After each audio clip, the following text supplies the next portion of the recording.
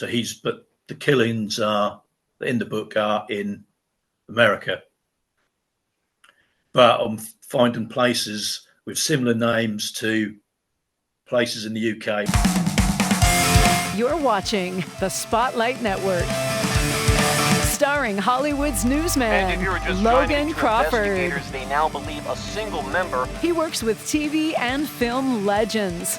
And now, Logan's shining the spotlight on the world's top emerging authors and creators. International were abducted. This is Spotlight with Logan Crawford, streaming on Roku, Apple TV, and Amazon Fire TV.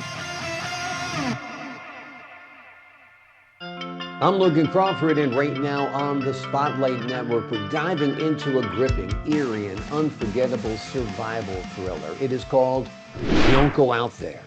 It is written by a terrific author by the name of Sean Watson, inspired by real events at the famously isolated Tan Hill Inn. This chilling tale blends fact and fiction as stranded strangers face more than just the elements. They face something lurking in the darkness.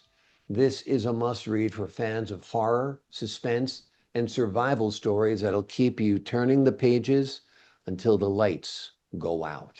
We're delighted to have this very talented author join us here today on Spotlight. We thank the team at Prime 7 Media for helping us put him in the spotlight today. And we ask viewers like you to support authors like him by subscribing to our channel and by purchasing his amazing book. The links are below the interview. Sean, great to have you on the show today. Thank you so much for joining me. Thank you, Logan. Hello. Great to have you on the show with this amazing book today. Talk to us about what inspired you to turn the Tan Hill Inn snowstorm into a horror novel. I started writing it in 2021, November. I just finished university. I was listening to the news. The pub was snowed in for a weekend. There was a tribute band there, and there was a show on BBC Radio 2 hosted by Jeremy Vine, and he was talking to some of the people who were snowed in. And sitting there listening to it, I thought, oh, what if there's a full moon and a couple of werewolves running around? So then I just started writing it there and then.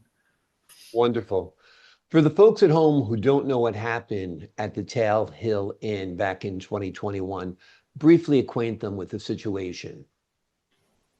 Well, the guests had gone to the pub for a tribute band.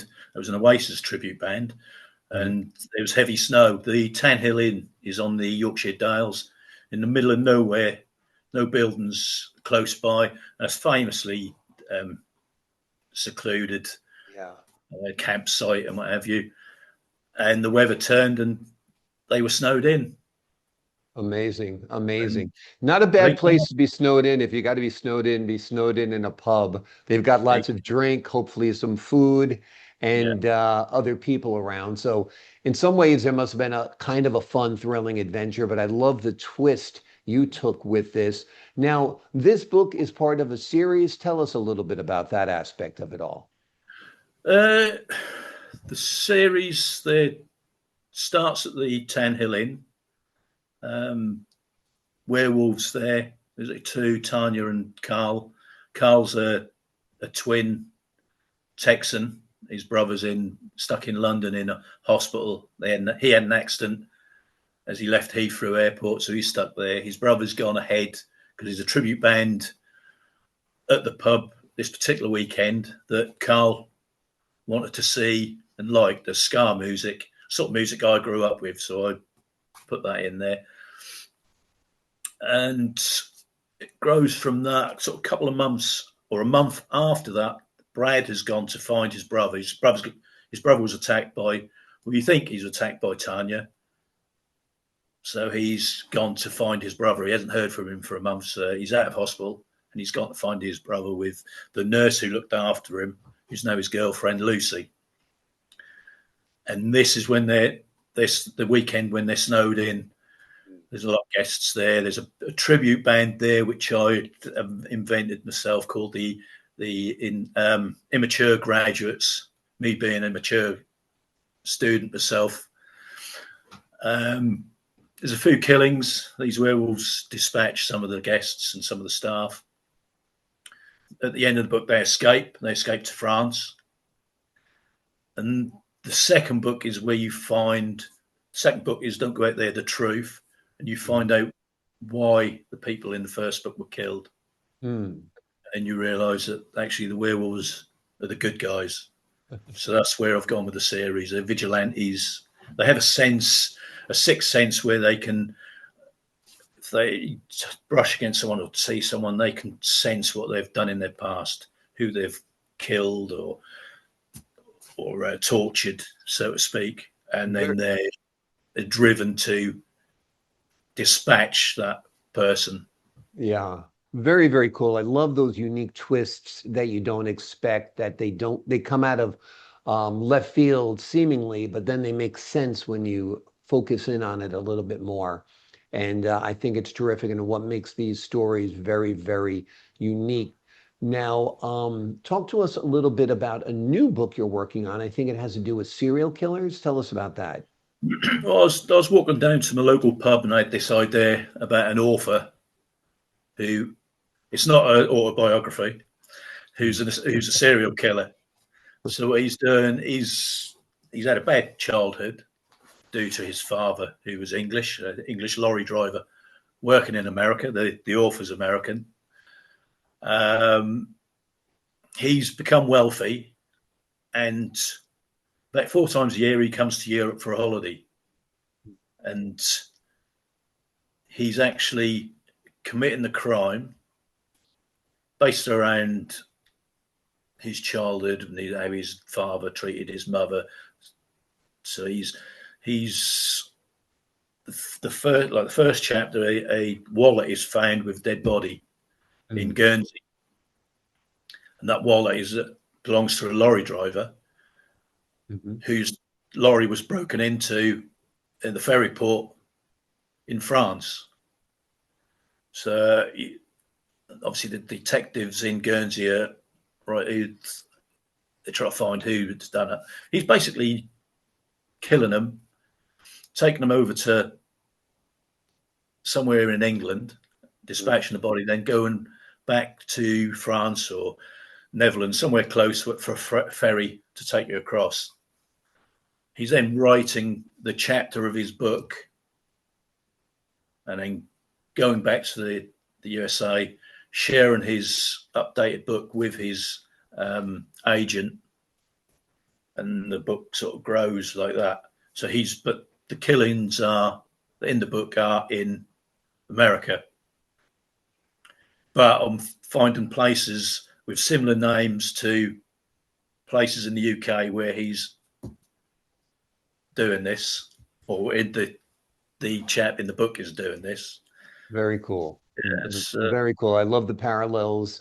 Very, very interesting. You had a little American flair in Don't Go Out There as well with the Texas twins. So I like that you're integrating us across the pond as well. So we appreciate that. Have you thought about Don't Go Out There as a film, perhaps? That is one of the first reasons why I started writing, to be honest. I don't read books myself, even though I'm a published author now. But I like the idea of waiting for it to come out on film or TV series and then go through that experience. Yeah, wonderful, wonderful. I think would be, the isolated in the UK on a horrible snowstorm where people are, left to their own devices, and then there's werewolves out there. I mean, I think it's such a great premise. And the fact that it's based partly on a true story makes it extremely compelling, without a doubt. Talk to us a little bit about Karl and Brad. Their personalities are a little different. Why was that, and why you thought they'd be good characters in the story? I guess at the start I was touching on American Werewolf in London. So that's why I used a pair of Americans, but obviously I didn't want it to be like American Werewolf in London. So I decided to have twins from Lubbock, Texas. Their family are cattle ranchers or farmers, whatever you like to say. So they're well off, and they're basically traveling around Europe after college. I mean, one of them's Karl is the bigger one of the two. He's more into, I suppose, American football. Mm-hmm. Brad would be more into baseball or them sort of sports. Wonderful. Yep, they're intriguing characters, no doubt. And the story itself is so compelling, so thrilling, and very provocative. I love where the second book goes with the fact that the werewolves are actually the good guys. And I think you've got a lot of traction there. I think you got a lot of miles to go with this series and the werewolves. And I think it would be a wonderful either TV series or series of films. The name of the book we're talking about today is Don't Go Out There. It is an unforgettable, spine-chilling tale of survival, fear, and the vast unknown. Sean, thank you so much for joining us here today on Spotlight. Thank you. I appreciate your time, your insight, your wit, your wisdom. To the folks at home, I'm Logan Crawford, thanking you for your time, this time until next time on Spotlight.